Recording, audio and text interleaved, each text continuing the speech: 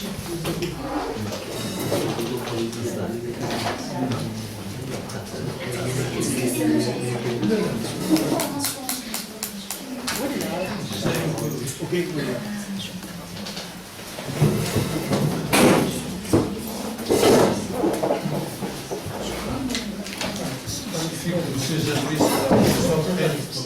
bon. Ah, lui, il est toujours prêt. Hein. Bien, bonjour à tous et à tous.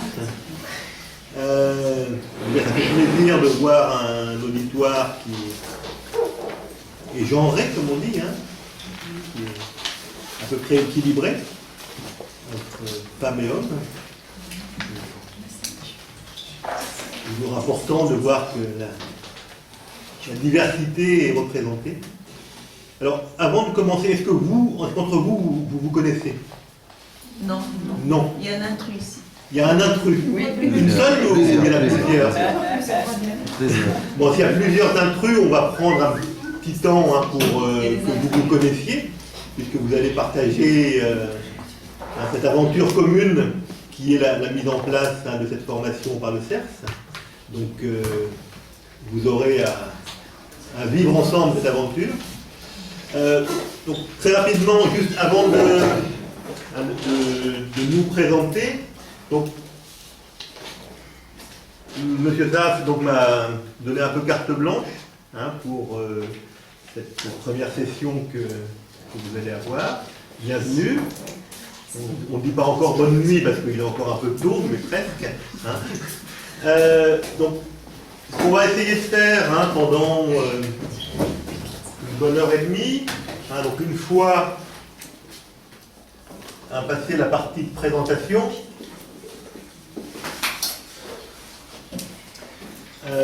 dans un deuxième temps, on va essayer de travailler ensemble. Hein, je ne vais pas faire un cours ex cathedra. Hein, on va essayer de travailler ensemble sur ce qui vous réunit, qui est cette notion de développement social. Hein, qu'est-ce qu'on met là-dedans? Et à partir de là, hein, on va essayer de clarifier hein, un certain nombre de notions qui sont liées au développement social. Je n'ai pas la prétention de dire qu'on a la vérité, hein, mais de vous apporter en tout cas hein, ce que nous on identifie comme élément clé hein, par rapport au développement social. Et dans un troisième temps, hein, de pouvoir de là tirer des éléments sur qu'est-ce que ça implique pour nous, hein, pour chacun d'entre nous, pour chacune d'entre nous. Alors je ne sais pas s'il faut utiliser, comme disent nos amis africains, des gros mots, hein, mais bon, qu'est-ce que ça implique en termes d'éthique, hein, en termes de positionnement hein, pour chacun d'entre nous, comme acteurs hein, de développement social, hein, quels sont les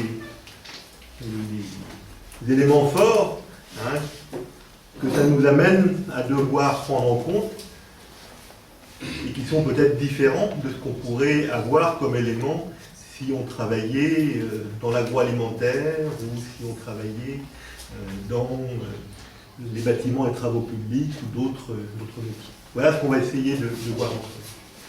Alors on va se présenter rapidement, donc peut-être dire hein, donc, déjà bien sûr vos noms, prénoms, d'où vous venez. Hein, certains, je pense, viennent directement de l'université, d'autres ont déjà quelques longues heures de travail derrière eux ou derrière elles, hein, donc c'est important de le savoir.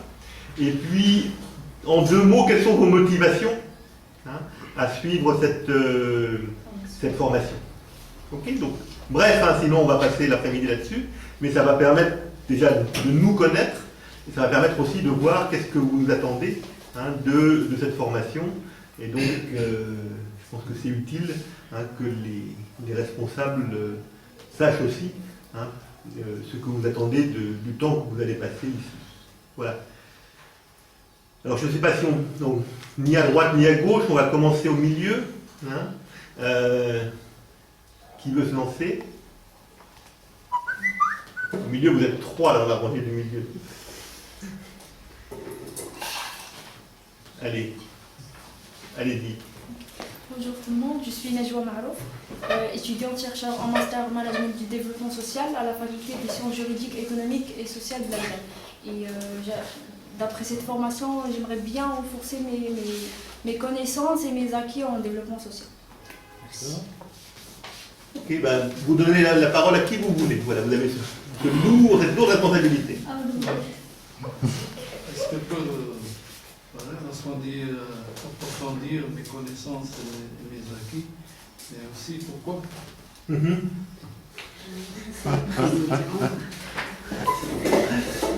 D'accord, alors allez-y, sans prendre trop de temps non plus, sinon on va passer, je disais, on va passer l'après-midi, mais ce qui serait utile d'ailleurs, mais. Oui. Bien sûr, d'être un vrai acteur de développement. D'accord. Ok. Allez-y, donnez la parole à. Bonjour, Hamadou Saïda. Je vais participer avec vous durant cette formation pour renforcer mes compétences en matière de développement social et ainsi pour aider les associations qui travaillent dans le développement social pour lutter contre les problèmes sociaux et les défis sociaux qu'on rencontre. Et vous venez directement de l'université, vous travaillez vous... Non, juste je suis formatrice gestion. D'accord. Et j'essaie de renforcer mes compétences en matière de développement social. D'accord. Pareil, vous donnez la parole à qui vous voulez. Monsieur. Bonsoir. Moi, c'est Abou Djimedou. Je suis du Tchad, étudiant chercheur en maths management et développement social. Donc, ma motivation sur la formation en développement social, car j'ai déjà suivi une formation en management et développement social, donc ça va dans le sens de renforcer ma capacité et d'avoir une perspective sur le domaine du développement. D'accord. Donc, pareil, vous donnez la parole à qui vous voulez. Bonjour tout le monde, c'est Ijlal Bankash. J'étais une ancienne étudiante au master management et développement social. J'étais la première promotion du master après des ans. Je travaille actuellement au ministère de développement social. De la solidarité de la femme, de la famille et du développement social à la direction de la femme. Donc, pour mes motivations, j'ai plusieurs motivations pour suivre la formation, mais la plus importante, c'est de rafraîchir ma mémoire sur les notions de base, les notions surtout de gestion de projet, parce que selon mon travail, je suis en confrontation directe avec les projets de coopération internationale et de projets transversaux de développement et d'intégration de l'approche. Et merci. Merci. Bonjour, je m'appelle Yves Hadjoui, je suis étudiant en master management et développement social à la faculté des sciences juridiques, économiques et sociales. Mes motivations pour suivre cette formation, c'est que je suis issu d'une formation économique et plus précisément la gestion d'entreprise. Alors, à travers cette formation, j'essaie de renforcer mes capacités et mes connaissances à travers la gestion, mais surtout la gestion qui est visée ou dédiée au projet de développement social. Alors, je prendrai la question de mon ami, pourquoi?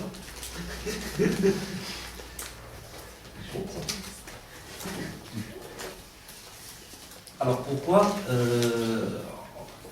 maintenant l'entreprise marocaine est engagée dans un nouvel esprit de la responsabilité sociale d'entreprise.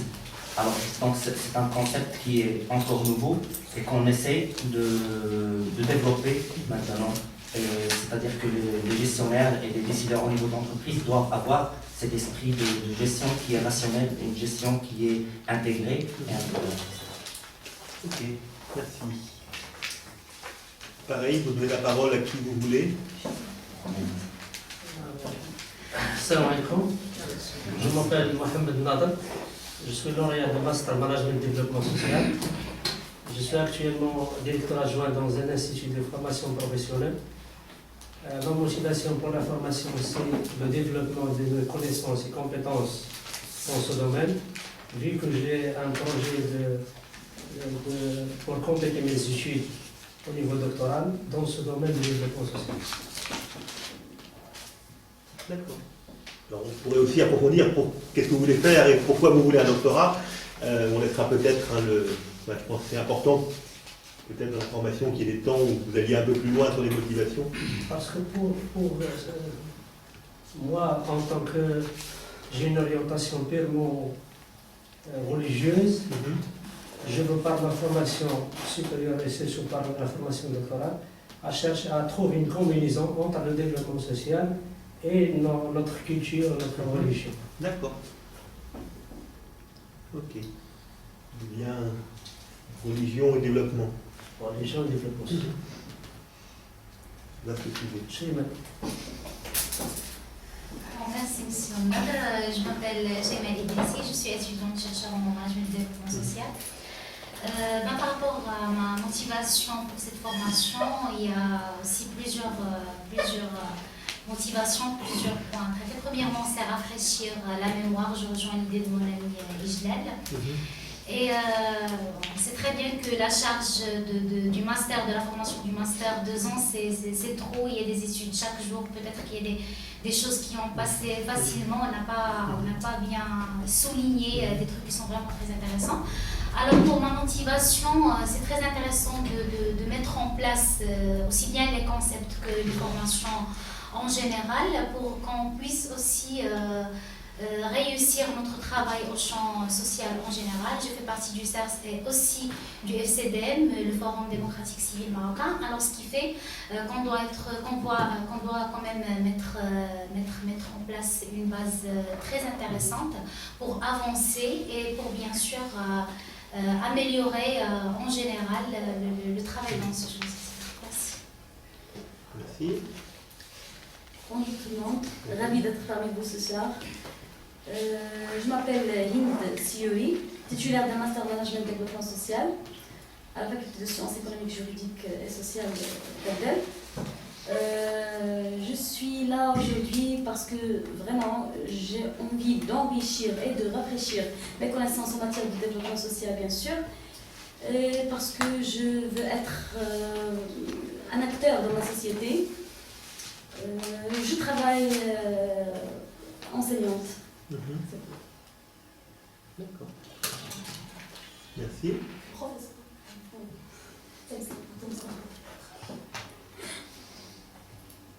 Pareil, vous donnez la parole à qui vous souhaitez.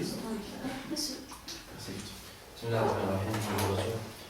m'appelle Abdelrahim Sabeni, étudiant chercheur au cycle doctoral, centre d'études doctorales en espace et dans le monde méditerranéen à la faculté des lettres et des sciences humaines à Rabat. Je suis ici pour bénéficier de cette formation pour mieux approfondir mes compétences au niveau du développement social et territorial. Merci. Voilà, la parole à qui vous souhaitez. Bonjour tout le monde, je me présente Najat Mekbaz, docteur en sciences politiques, exactement au département management et développement social. Je suis fonctionnaire, commissaire judiciaire divisionnaire au sein du ministère de la Justice. Je suis très intéressée par cette formation. Je trouve ces thèmes m'ont attirée. Je les trouve très intéressantes. Les thèmes en grosso modo sont très intéressants. J'ai déjà travaillé sur la lutte. J'ai effectué un rapport, la lutte contre la pauvreté avec monsieur le professeur Sef. C'était le premier rapport. Alors, je suis intéressée par ce thème. Merci. Allez-y, donnez la parole à qui. Salam alaikum. Je m'appelle Amina Hamoud.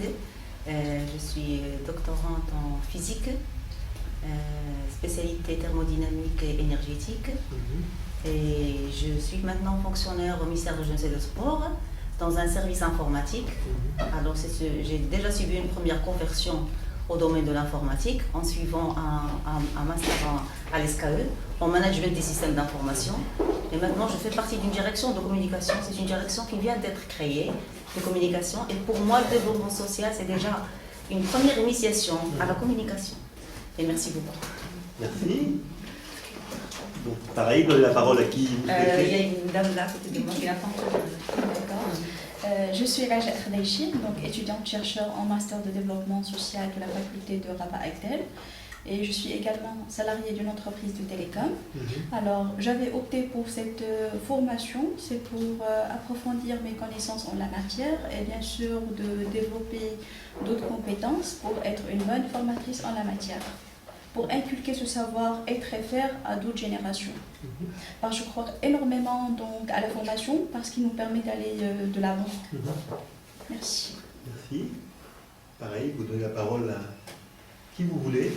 Sonia. Bonjour tout le monde. Bon, je m'appelle Sonia Kajout. Je suis une étudiante en master en management de développement social.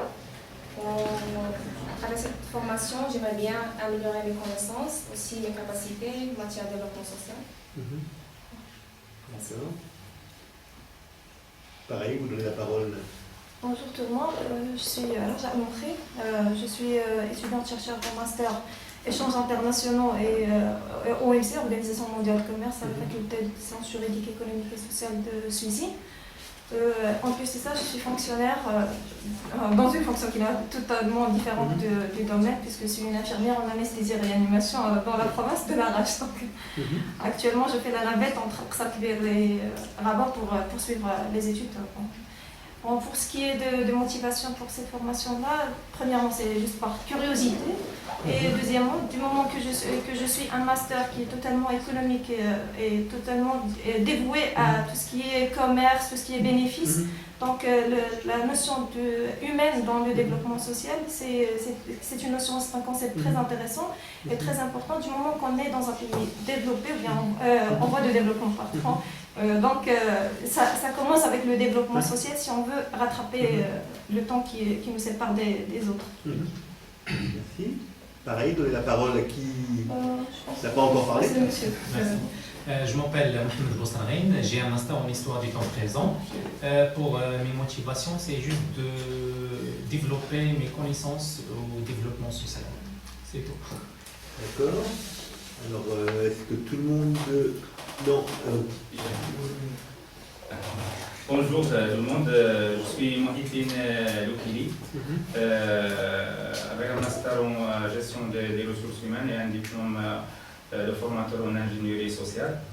Je travaille dans un organisme de développement social responsable des développements aux ressources humaines et je suis aussi membre d'un organisme de gouvernance d'un collectif qui travaille dans le développement démocratique. Ça fait une dizaine d'années que je travaille dans le développement social, donc, et vu que j'appartiens je suis responsable du développement, donc c'est toujours le renforcement de capacité, le partage d'expérience, la mise à jour des connaissances est toujours intéressante pour être à jour d'une part et pour pouvoir assurer la fonction du développement social. Merci. Merci. Bonjour, Tarek Marabout, étudiant-chercheur en master développement management développement social à la faculté Agdel. Je suis également fonctionnaire au ministère de la Santé. Et ce qui m'intéresse dans la formation, c'est d'abord de mettre à jour les connaissances, de les enrichir et bien sûr de chercher des pistes de recherche pour pouvoir développer par la suite. D'accord. Tout le monde a pris la parole sauf... Ah, je suis membre d'organisation.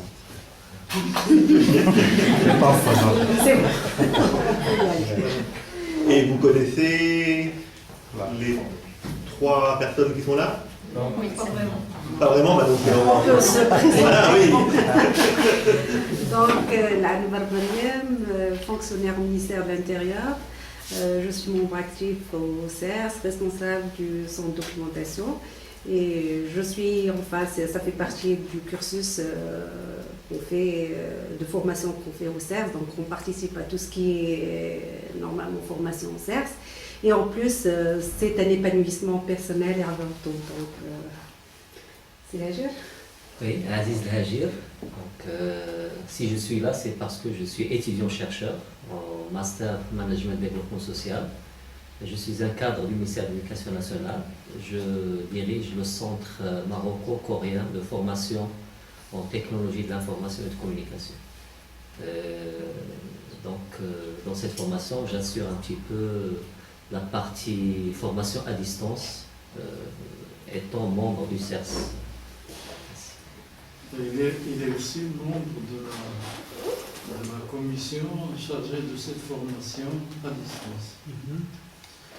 Et Abdelhak Saef, membre du CERS, c'est acteur associatif et membre de la commission chargée de cette formation. Ok. Merci beaucoup. Donc, avant de me présenter, je crois qu'il y a quelques éléments importants qui ressortent de votre présentation. Donc, c'est que la diversité du groupe va au-delà de la diversité de genre. Et ça, je crois que c'est très intéressant pour vous, c'est-à-dire qu'effectivement, pendant le temps où vous allez, les journées de formation, le fait qu'il y ait à la fois des professionnels et des étudiants qui sortent de l'académie ou des étudiants qui sont en doctorat, c'est un mélange qui est extrêmement riche pour vous, qui va vous obliger et vous amener à des confrontations de points de vue, puisqu'on ne réfléchit pas de la même manière quand on est en activité, quand effectivement, comme l'une d'entre vous, on est amené à faire des déplacements et donc à compter son temps, enfin l'une et je pense plusieurs, parce que à compter son temps pour venir en formation de quand on est sur place. Donc là, je crois qu'il y a quelque chose effectivement qui est extrêmement riche. Ça c'est un. Deux, ce qui apparaît aussi de manière, je pense, très riche et qui est quelque chose sans doute à continuer à travailler, c'est le fait que vous avez des motivations qui sont de nature différente, ce qui est normal, ce qui est positif. Pour certains, on est sur des motivations, vous avez beaucoup utilisé le terme d'approfondir, enrichir, rafraîchir, mettre à jour, donc ils sont de l'ordre de l'acquisition de connaissances et de compétences. Vous n'êtes pas beaucoup étendu sur pourquoi faire, mais ce n'est pas obligatoirement clair d'ailleurs quand on suit une formation de savoir pourquoi faire. Pour ceux et celles qui ont été un peu plus, précis dans les motivations, c'est de devenir ou d'avoir plus de moyens d'être vraiment des acteurs. Alors, on réfléchira peut-être sur ce que ça veut dire, ce terme d'acteur, pour voir si on partage la même compréhension de ce que veut dire être un acteur de développement. Pour d'autres, c'est faire le lien entre le développement social et d'autres domaines. Alors, le domaine de la foi, le domaine religieux, le domaine de l'entreprise, le domaine de l'économie, c'est-à-dire comment effectivement on peut compatibiliser des ressorts de la société, que sont l'économie, que sont la foi, avec le développement social, avec la prise en compte de l'humain. Donc, je crois que cette diversité de motivations et ces motivations en construction, par rapport au groupe que vous êtes et au temps que vous allez passer ensemble, effectivement, c'est un élément de richesse qui est extrêmement important à prendre en compte et qui peut permettre, dans le travail que vous allez faire ensemble, de pouvoir grandir. Il n'y a pas d'âge pour grandir, au moins sur ce plan-là, et pouvoir effectivement conforter et faire évoluer vos propres orientations. Voilà. Je pense que c'est un élément qui est extrêmement important. Je vous dis deux mots sur qui je suis.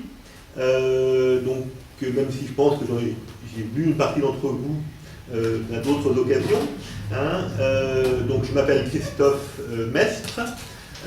Donc, Dans une vie antérieure, hein, j'étais agronome, mais c'est absolument tout oublié. Et depuis une vingtaine d'années, je travaille donc dans un institut de formation qui s'appelle le CIEDEL.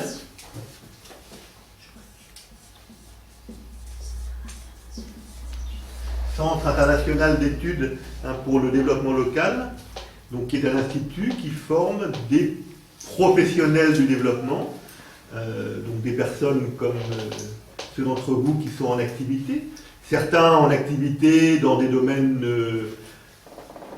je dirais, très techniques, agricole, urbanisme, réseau, etc.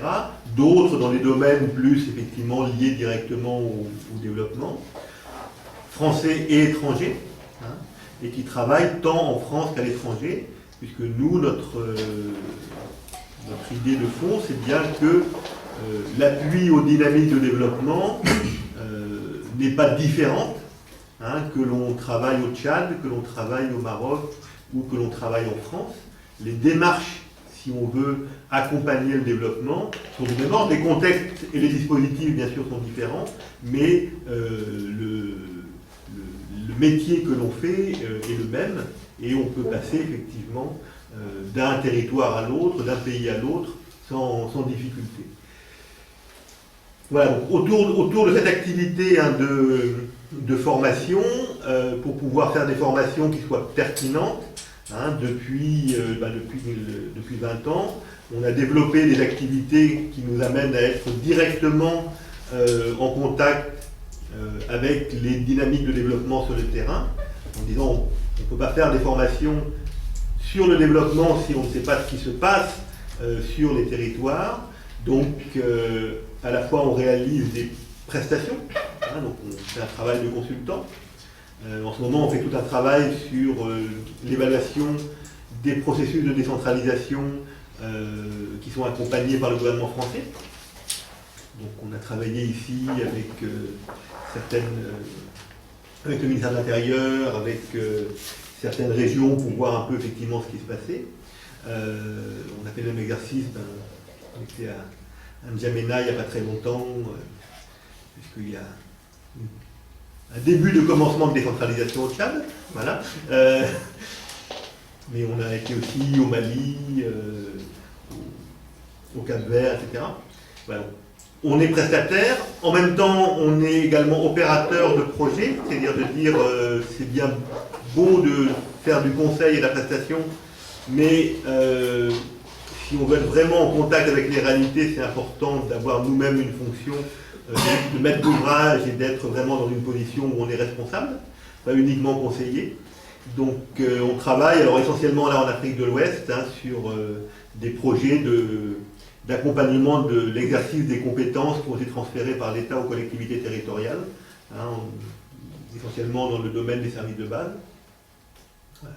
Et puis on fait un peu de travail de production intellectuelle, de rédaction d'articles, prise de parole, etc. Voilà. Ça c'est ce qu'on fait au CIEDEL. Maintenant, le lien que l'on a avec le CERS, on a pensé que c'était très bien de faire une formation à Lyon en France. En même temps, si on veut contribuer un petit peu à changer le monde, ce qui est quand même notre motivation, tout le monde ne passera pas à Lyon, heureusement ou malheureusement, je ne sais pas. Et donc on s'est dit qu'il était important de pouvoir travailler entre différents organismes comme le nôtre qui sont impliqués dans la formation de professionnels du développement, la formation supérieure de professionnels du développement, la production de connaissances, et qui partagent un certain nombre de valeurs et de principes de travail. Et donc on a constitué petit à petit un réseau d'instituts d'enseignement supérieur privés associatifs ou privés lucratifs, dont fait partie le CERS, dont fait partie un centre au Pérou, un autre au Togo, un autre au Mali, un autre à Madagascar, et sans doute prochainement d'autres dans d'autres géographies Haïti, etc. Voilà. Et donc, ce réseau qui s'appelle le Profadel est un réseau de mutualisation de compétences et de travail en commun, en disant qu'on a effectivement de l'apprentissage à réaliser. On n'est pas sur une logique de copiage, mais bien une logique d'apprentissage en commun et de construction en commun. Voilà. Donc, ce qui explique que moi, je passe régulièrement ici, donc en tant que coordonnateur de ce réseau, et puis qu'on essaie de développer des contacts bilatéraux et multilatéraux entre centres de formation. Voilà un petit peu donc, qui je suis et pourquoi je suis là. Ah, jusque-là? Ok. Alors, deuxième... on va essayer, puisque vous avez tous effectivement une formation déjà, alors pour certains qui est ancienne, pour d'autres qui est toute neuve, et pour d'autres qui est approfondie avec des doctorats. On va essayer de voir ensemble quels sont pour vous les éléments qui caractérisent le développement social. Et à partir de là, on va essayer de les approfondir.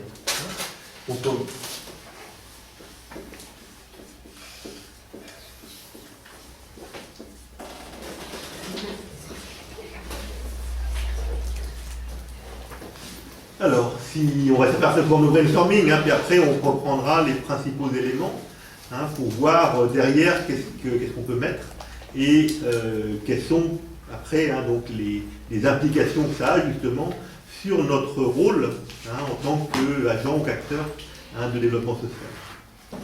Donc selon vous, à partir à la fois de votre enseignement mais aussi de votre activité professionnelle, et puis de votre activité extra-professionnelle, associative, militante, religieuse, qu'est-ce qui caractérise le développement social? Oui? Le changement. Oui?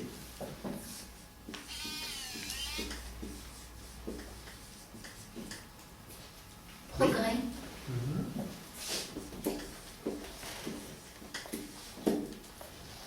Oui. Élargir les choix.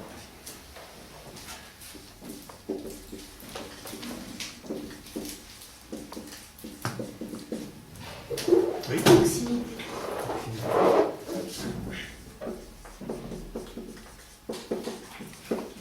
La participation. La participation des populations.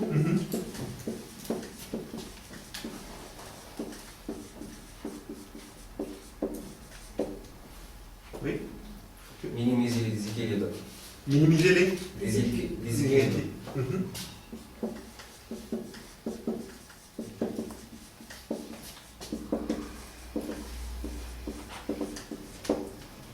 Oui. Consécration de la démocratie.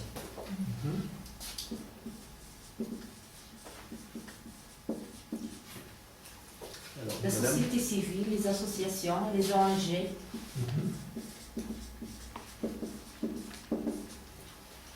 Oui, alors, monsieur Ocon. Un changement doit être positif. Positif au changement. Oui. La démocratisation des ressources.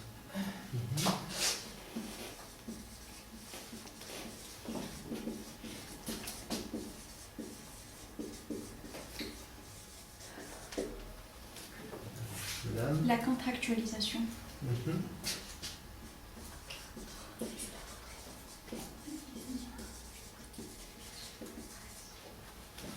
Alors, monsieur... La connaissance du terrain. Pardon? La connaissance du terrain.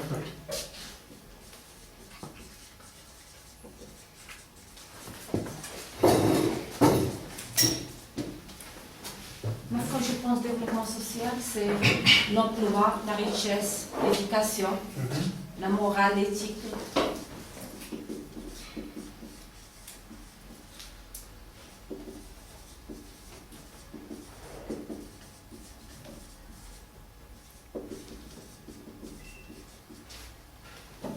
Développement social, c'est comme travailler ensemble pour réaliser des programmes, des objectifs communs.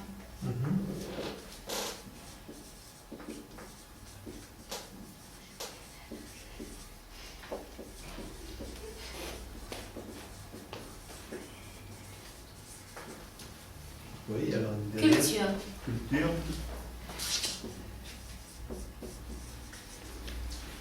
Côté. Lutte contre pauvreté, précarité et vulnérabilité.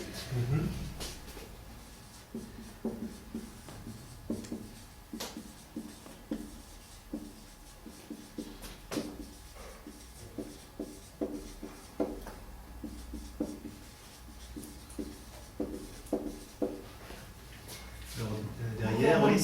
Gouvernance. Gouvernance, oui.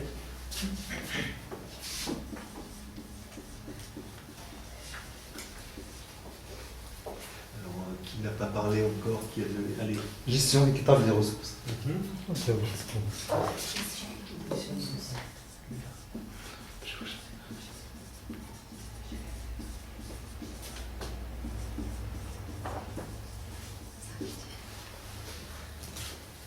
Insertion de la société civile au projet d'un pays.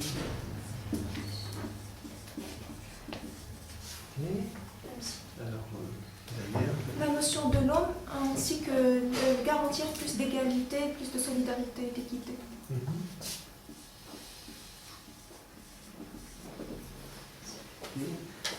Alors, monsieur Flour. Donner la voix aux sans-voix.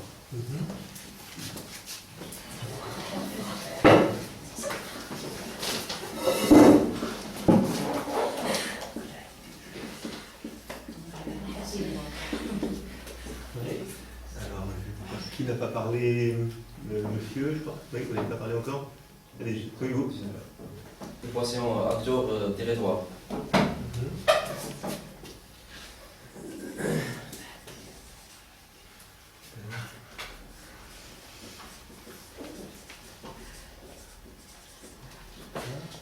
Oui, alors, monsieur derrière. Meilleur accès aux biens et services sociaux.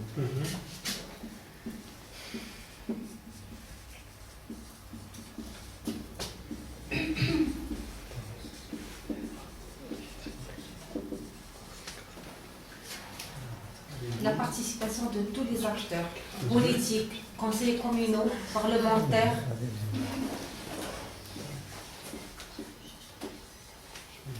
Ainsi que la société civile. Renforcer la cohésion sociale.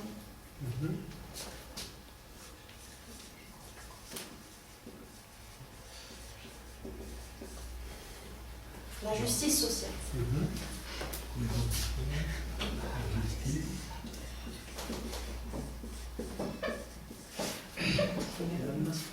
Diagnostic du territoire, recherche de remèdes aux déficits sociaux.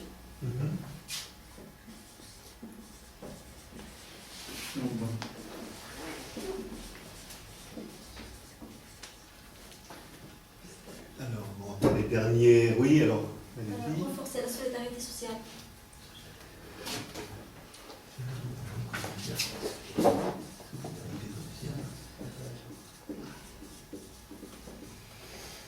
Monsieur. Renforcer les filets sociaux. L'équilibre. Les filets. Ok, allez. Conscientisation.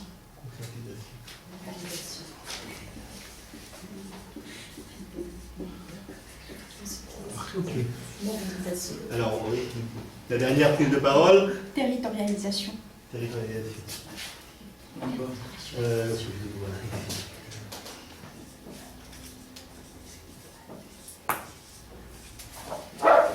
Ok. J'ai frustré personne. Si, j'ai frustré 2 personnes. Donc, allez, vous avez droit à la parole. Monsieur. Les ressources. Les ressources. L'insertion sociale par l'économie. D'accord.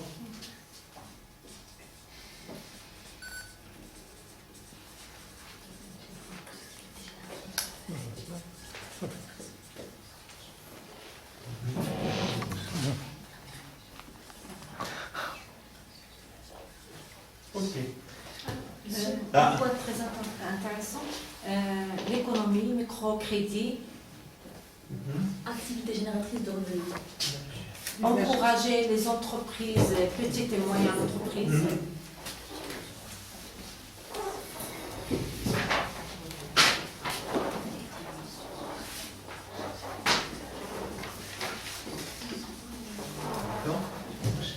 Alors là, la dernière prise. Ah non, et après il y a. Mais bon, Allez-y.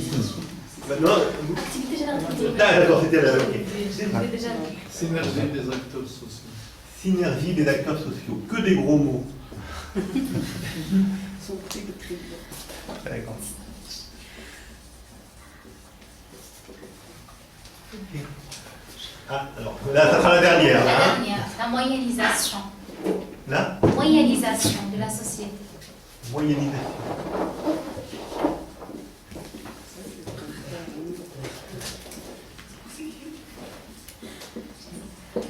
Ok. Ben, j'ajouterai Ah. bien-être et prospérité sociale.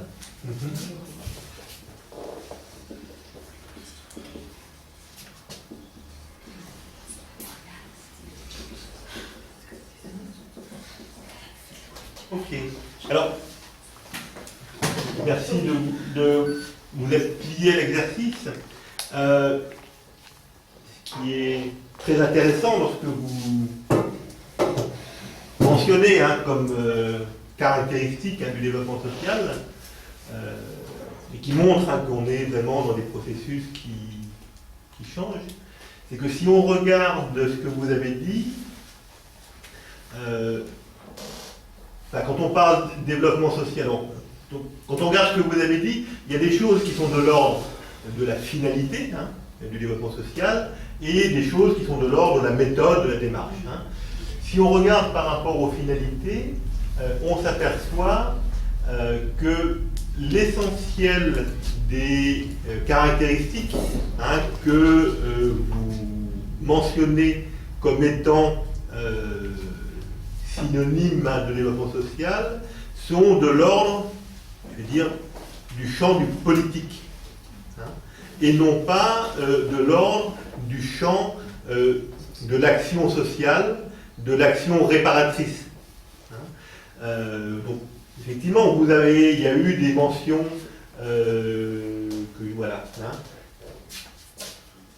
autour de l'amélioration de l'accès aux services sociaux, mais de l'accès à l'éducation, etc.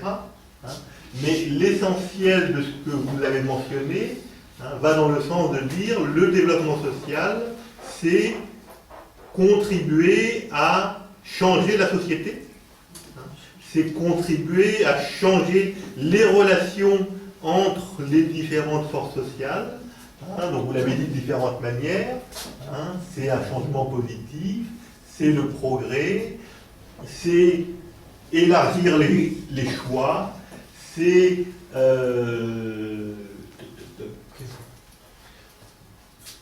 la cohésion sociale, la solidarité sociale, c'est, là vous êtes nombreux à avoir parlé de tout ce qui est réduire les inégalités, la pauvreté, la vulnérabilité, La gouvernance. La démocratie, la gouvernance. Voilà. Donc, la partie, effectivement, vous êtes tous dans, pas tous, en tout cas majoritairement, ceux et celles qui sont exprimés, mais vous êtes tous et tous exprimés, sauf peut-être une ou deux personnes, dans une vision du développement social comme étant d'abord un processus de changement politique, de changement de la société. Alors, par rapport à ça, il y a un certain nombre de concepts que vous avancez comme étant liés justement au développement social, qui peuvent demander à être précisés ou à être clarifiés. Donc, dans ces concepts qui peuvent effectivement, qu'on peut essayer d'approfondir, il y a ce concept d'acteur qui revient à plusieurs reprises. Il y a un concept aussi que vous avez mentionné à plusieurs reprises, qui est celui de territoire.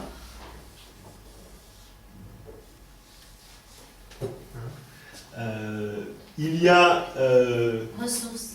Alors, il y a la question de tout ce qui est ressources et tout ce qui est inégalité, égalité, équité, pauvreté. Et puis, il y a... donc, on a notre territoire encore. Condition du terrain. Il y a le concept aussi de société civile.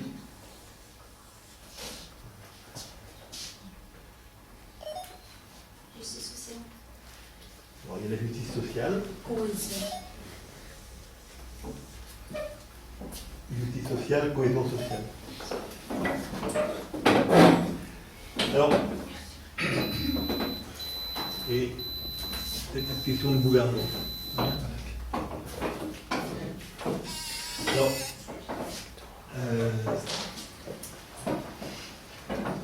donc, si on essaie de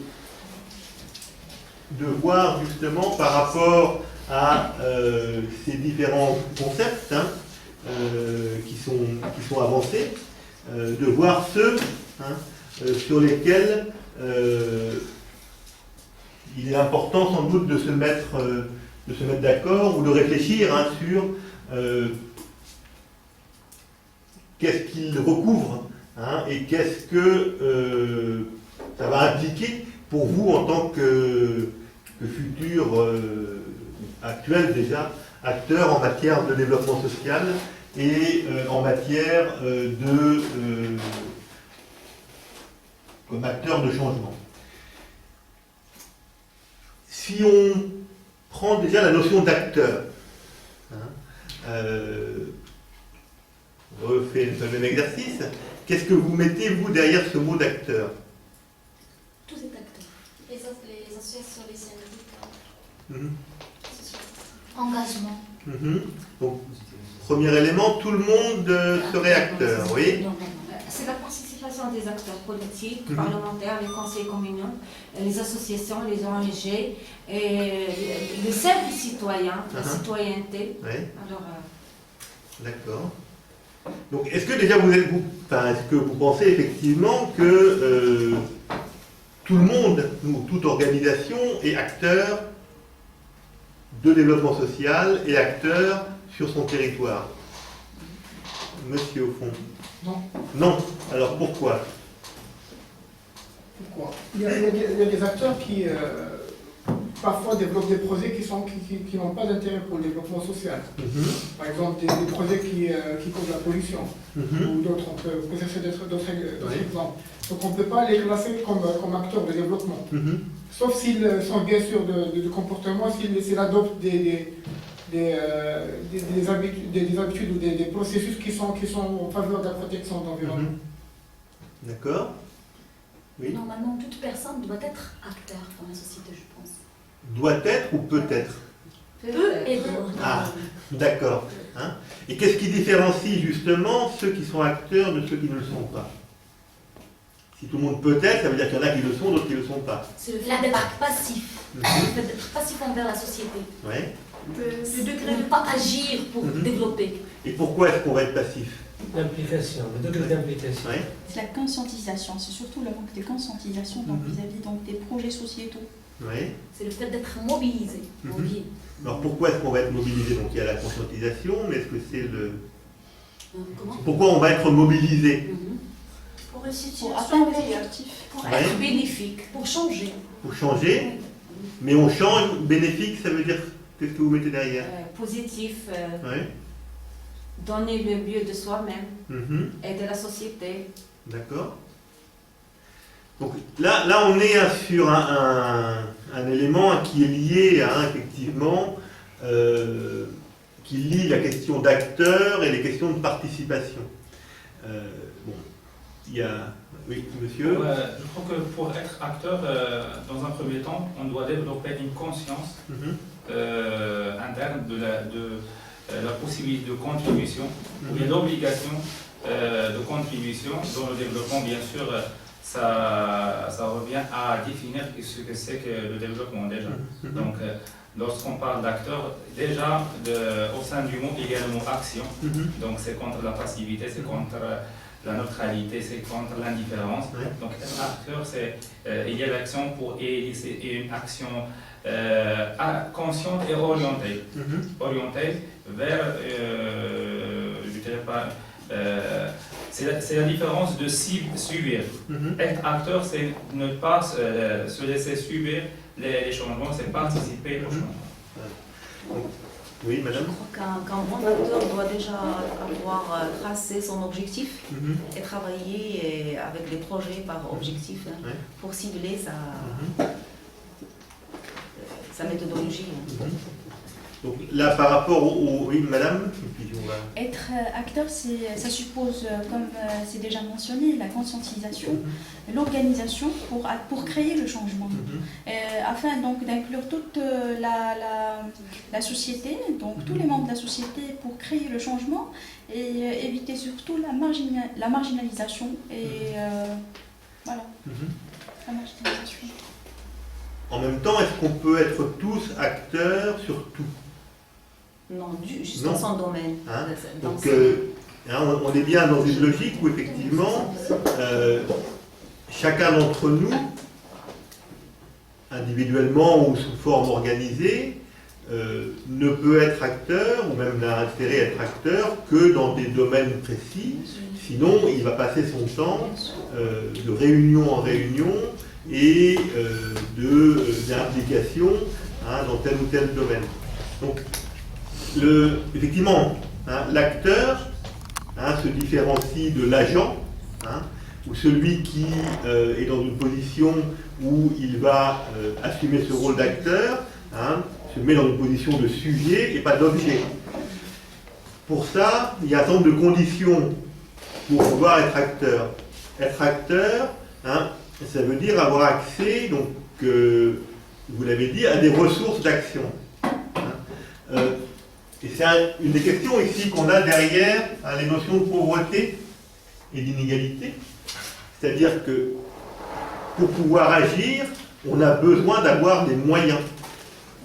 Alors ces moyens, ce n'est pas notamment des moyens financiers, mais c'est des moyens intellectuels.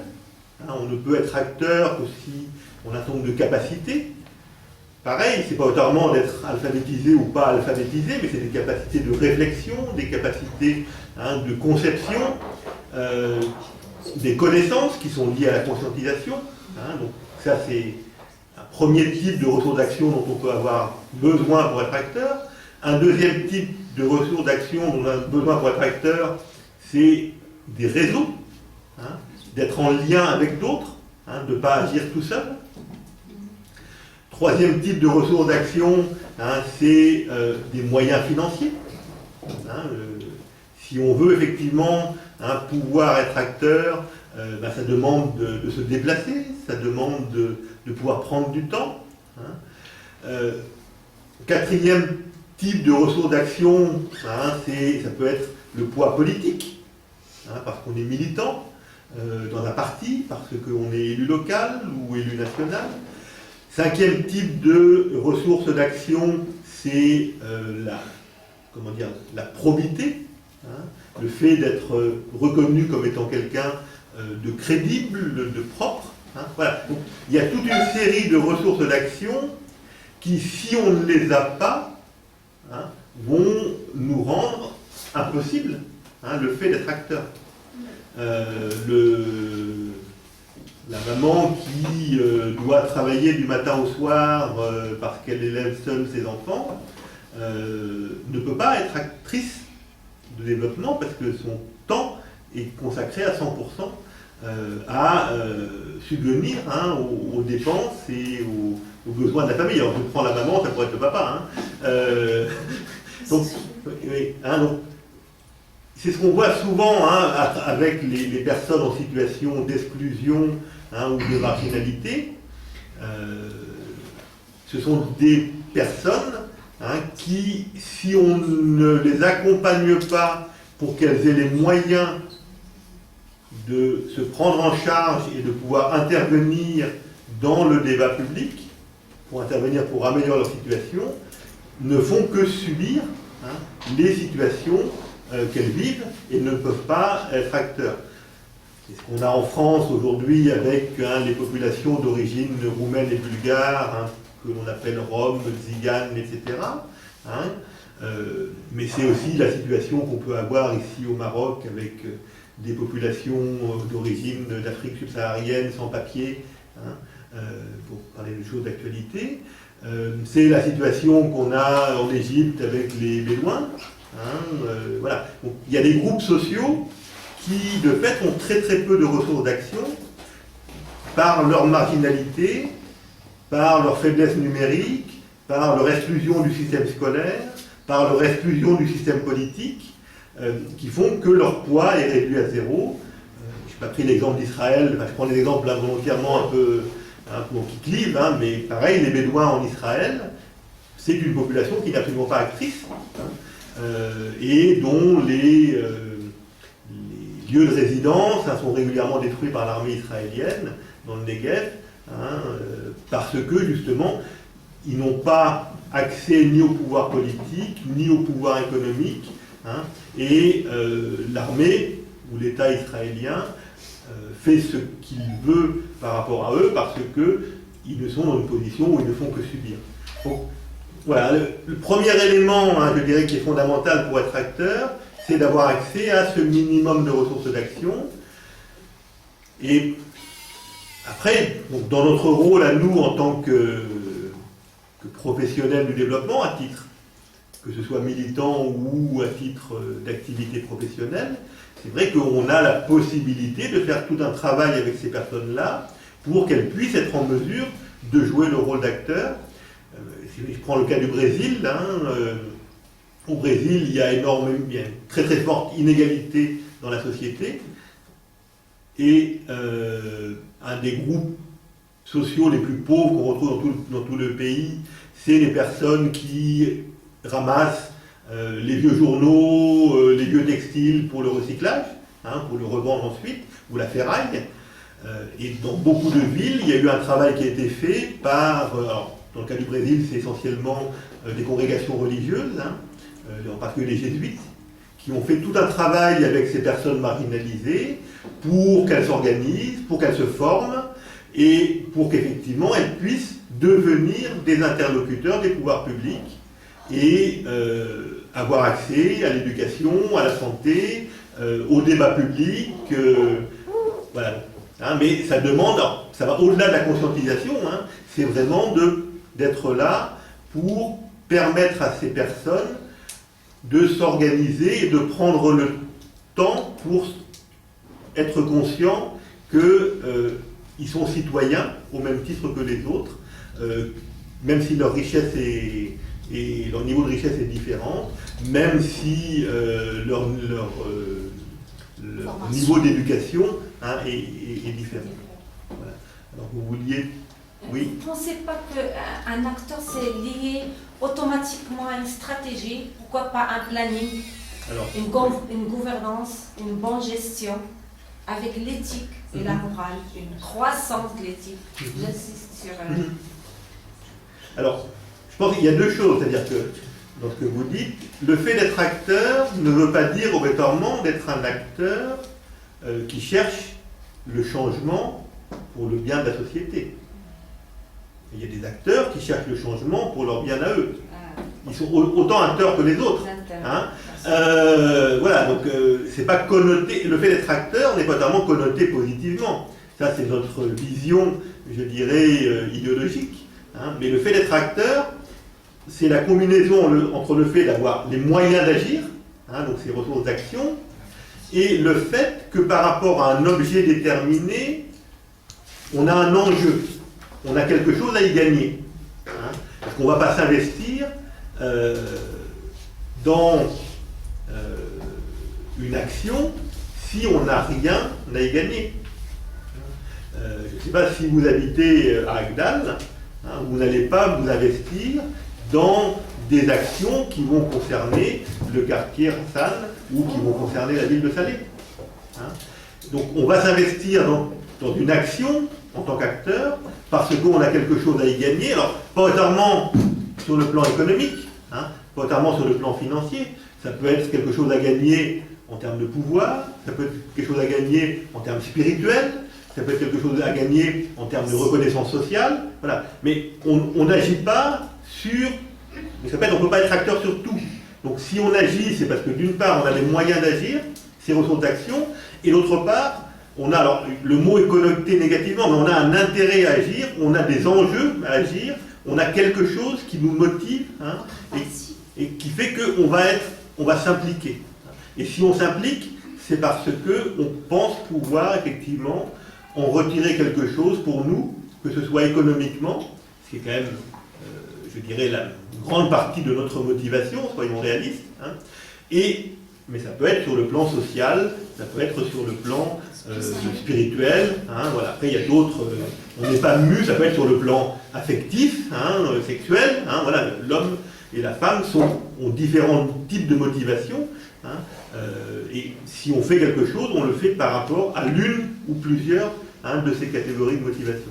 Donc voilà, l'acteur, c'est celui qui à la fois a les moyens d'agir, à la fois a un enjeu, et à partir de là va développer une stratégie. Hein, ce qui fait que quand on est effectivement dans le développement social, quand on travaille dans le développement social, une de nos premières fonctions, c'est d'être capable par rapport à une question sur laquelle on travaille à partir d'une connaissance, d'un diagnostic du territoire, c'est d'identifier qui peut être acteur, qui va pouvoir porter le combat pour effectivement que dans telle localité il y ait un véritable accès à l'éducation égalitaire, hein, que dans telle localité il y ait une amélioration de l'accès aux services de bus, que dans telle localité il y ait une amélioration de l'assainissement public, hein, pour prendre des accès aux services, ou que la voix, hein, de tel ou tel groupe social soit effectivement prise en compte. Hein. Donc voilà, notre travail à nous, hein, en tout cas une des facettes de notre travail en tant qu'agent, acteur, professionnel du développement social, c'est bien de dire qui, dans le groupe ou sur le territoire avec qui on travaille, est déjà acteur et qui potentiellement peut l'être pour effectivement, hein, produire du changement, produire du progrès. Sachant que tout le monde ne pourra pas. Oui. Je voudrais parler tout à l'heure de la maman pour la subvention des besoins de ses enfants. Est-ce que dans ce cas-là, on ne peut pas dire sur cette maman qu'elle est acteur dans la société, bien dans la société? Ben, le constat qu'on fait, c'est que les plus pauvres n'ont pas le temps d'être des acteurs de changement. Les plus pauvres subissent. Hein, les plus pauvres, je dirais, leur temps est limité. Ils ne peuvent pas aller à une réunion le soir parce qu'ils doivent soit préparer ce qu'ils vont vendre le lendemain ou s'occuper de faire la cuisine pour les enfants, et pour que les enfants aient à manger le lendemain. Donc,